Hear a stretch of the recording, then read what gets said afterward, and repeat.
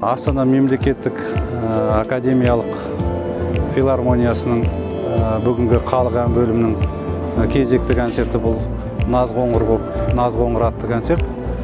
Бұл концертке өзіміздің еліміздің белгілі әншілері шығады. Мынау қазіргі өсіп келе жатқан небір жастарымыз бар, бірінен бір өтетін. Осылардың бәрін халыққа өзінің өнерлерін паш етіп жатыр. Міне енді не дейміз? Бұл енді сан ғасырлық тарих бар халық музыкасының терең бір арнасы ән өнері. Ән дегеніміз өзі жалпы мынау рухани тыныстың кеңеюімен сана түсініктің қалыптасуына әсер ықпалы орасан зор.